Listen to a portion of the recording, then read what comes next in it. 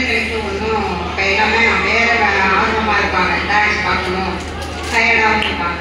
Parents தான் 2 tips கொண்டு வந்திருக்கேன். அதாவது செல்வத்தை பற்றி சொல்றதுக்காக ஒன்று வந்திருக்கேன்.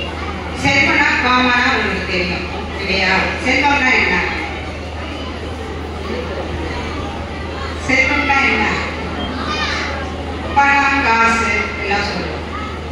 இந்த இடத்துல என்னன்னாக்கா கல்வியில நம்ம என்ன சொல்றோம் அப்படின்னாக்கா செல்வம்னா எக்கனாமிக்ஸ்ல வெல்த்னு சொல்றோம், நலம்னு சொல்றோம், சொத்துன்னு சொல்றோம். இதெல்லாம் வேற வேற அதுக்கேற்ற மாதிரி நம்ம மீனிங் எடுக்கிறோம். இந்த இடத்துல நம்ம என்ன சொல்லணும்னா செவிச்செல்வம்.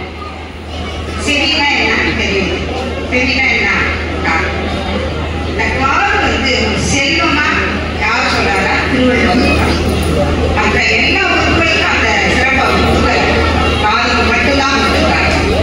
நம்ம உடல் உறுப்புகள்ல ஒண்ணு எடுத்துக்காங்க, கை எடுத்துக்காங்க, வேலை தொடர்ச்சியா செய்யுங்க, கால் எடுத்துக்காங்க, தொடர்ச்சியா வேலை நடந்துட்டு ஓடி கண் எடுத்துக்கங்க, பார்த்துக்கிட்டே இருந்தா வாய் எடுத்துக்கங்க, பேசிக்கிட்டா நான் வளர்க்கிறதும் தெரியல.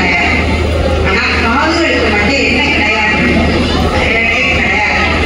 எவ்வளவு வேணாலும் கேட்கலாம், கேட்கலாம், கேட்கலாம், எவ்வளவு வேணாலும் கேட்கலாம்.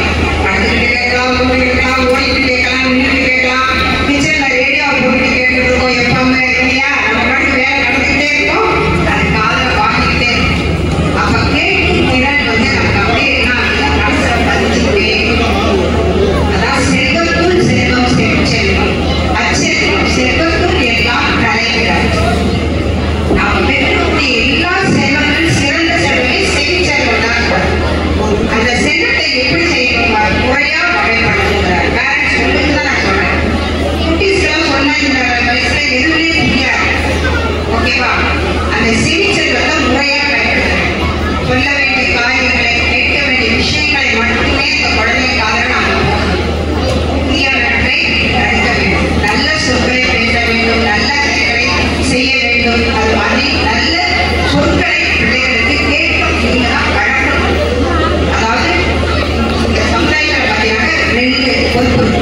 ஒன்று பேரண்ட்ஸ்க்கு, அடுத்து டீச்சர்ஸ். முதல் பள்ளிக்கூடம் பேரண்ட்ஸ் தான். அங்கிருந்து வரக்கூடிய குழந்தைகள் தான் எங்கள்கிட்ட வராங்க. நாங்கள் கல்வியில மூழ்கு பண்புல மூழ்கு பட வேண்டிய பொறுப்பு எல்லாமே எங்க கையில தான். நல்ல விஷயங்களை நிறைய சொல்லிக் கொடுங்க, நல்ல விஷயங்களை நிறைய கேட்க பழக்கணும். கேட்கணும். ஏன்னா இந்த வயசு குழந்தைங்க படிக்க முடியாது. அப்ப என்ன செய்யணும்? நல்ல நூல்களை படிச்சு காமி. நிறைய அறிவியல் புத்தகம்லாம் இருக்கு, வாழ்க்கை வரலாறு இதெல்லாம் நீங்க எடுத்து காமிக்கலாம். படிச்சு காமிக்கும் போதுதான் அந்த குழந்தைங்களுக்கு எங்களுக்கு ஒரு புரியும். 10 வார்த்தை 2 வார்த்தை நான் மனசுல பதிவு இல்லையா? அதனாலதான் செவிச்சலுக்கு அவ்வளவு முக்கியத்துவம் கொடுக்குறாங்க. அடுத்து பார்த்தீங்கன்னாக்கா காந்தியடிகள், நம்ம நிறைய காந்தியடிகளை பத்தி பேசுறோம். தேசத்தந்தைங்கிறோம், நமக்கு சுதந்திரம் வாங்கி கொடுத்த முதன்மையா இருக்கக்கூடியவங்க சொல்றோம். அவரை சொல்லும் போது பார்த்தீங்கன்னாக்கா அந்த 3 பொம்மைகள் உங்களுக்கு ஞாபகத்தில் வரும். என்னது? ஒண்ணு வாய்ப்பு மொழி இருக்கும், ஒண்ணு கண்ணு மொழி இருக்கும், ஒண்ணு காது மொழி. இந்த 3 உறுப்புகள் தான் முக்கியம். ஒண்ணு தீயவற்றை பேசாதே, தீயவற்றை பார்க்காதே, தீயவற்றை கேட்காதே. இந்த 3 பொருளையும் குழந்தைகளுக்கு கொண்டு வந்திருக்கக்கூடிய பொறுப்பு யாருன்னா ஒன்றுக்கு தான். இது என்ன அர்த்தங்கிறது நிறைய நீங்க தான் குழந்தைகளுக்கு சொல்லித் தரணும். வீட்டுக்கு லைப்ரரி, அதாவது என்னன்னாக்கா ரொம்ப விளையாட்டு புத்தகங்கள் வாங்கணும்னு அவசியம் இல்லை. சின்ன ஒரு 30 ரூபா 40 ரூபாய்க்கு நிறைய அறிஞர்கள் வரல, அவங்க வாழ்க்கை வரலாம் நிறைய. அதை வாங்கி நீங்க படிங்க. நீங்க படிக்கும் போது தான் அந்த குழந்தை கேட்கும். அந்த குவாலிட்டி டைமை கண்டிப்பா இந்த குழந்தைங்களோட ஸ்பெண்ட் பண்ணி தான் ஆகணும். ஏன்னா இப்ப இருக்கக்கூடிய சூழலை பார்த்தீங்கன்னாக்கா நாங்களாம் மேல்நிலை கல்வி மாணவர்களை ஹேண்டில் பண்ணிட்டு இருக்கோம். இந்த சமயத்தில் பார்த்தீங்கன்னா நிறைய பிள்ளைகள், நிறைய குற்றங்கள் நிறைய என்னெல்லாம் சொல்ல முடியாதுன்னு வச்சுக்கோங்களேன். அப்படின்னு எங்க மிஸ்டேக் நடக்குதுனாக்கா ஃபர்ஸ்ட் மிஸ்டேக் குடும்பம் தான். குடும்பத்துல ஒரு குழந்தையா நல்லா வளர்க்கல அப்படின்னாக்கா அவன் வந்து வாழ்க்கையில சரி இருக்க மாட்டான். எந்த தப்பையும் எந்த இதையும் நம்ம குழந்தையா இருக்கும்போதே குழந்தைகளுக்கு சொல்லிக் கொடுத்து வளர்க்கணும். இந்த சொல்லிக் கொடுத்து வளர்க்கும் தான் சிறந்த பண்பாளனா, சிறந்த ஒரு கருணை உள்ளவனா, அன்புள்ளவனா, மற்றவங்களை மதிக்க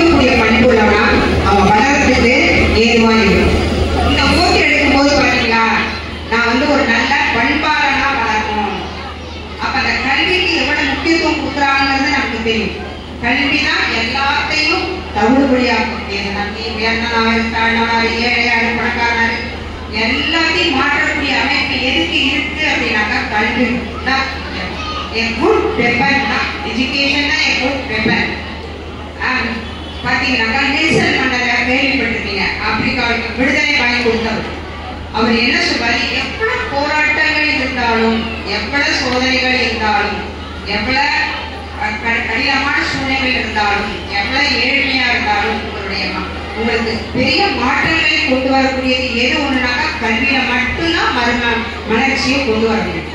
கல்வி ஒன்றை மட்டும் நீங்க கையில் எடுத்துட்டீங்கன்னா வேற எதுவுமே நமக்கு தேவையில்லை. ஓகேவா?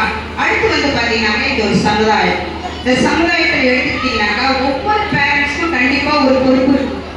ஏன்னாக்கா இன்னைக்கு நம்ம குழந்தை நல்லபடியா நம்ம வீடு சூழல்ல பள்ளி சூழல்ல வளர்க்கும் பொழுதுதான் அந்த குழந்தை நாளைக்கு சொசைட்டில நல்ல மனிதனா உருவாக முடியும். அந்த சொசைட்டில நிறைய குற்றங்கள் நிறைய நடக்கிறதுக்கு என்ன பேஸ் பார்த்தீங்கன்னாக்கா பேரண்ட், அதாவது வீட்டு சூழல் நல்லா இல்லை அப்படின்னாக்கா அந்த குழந்தை சமுதாயத்துல நல்ல குழந்தையா வளர வாய்ப்பு கண்டிப்பா இருக்காது. ஒரு அப்பா அம்மா அரவணைப்பு கண்டிப்பா தேவை.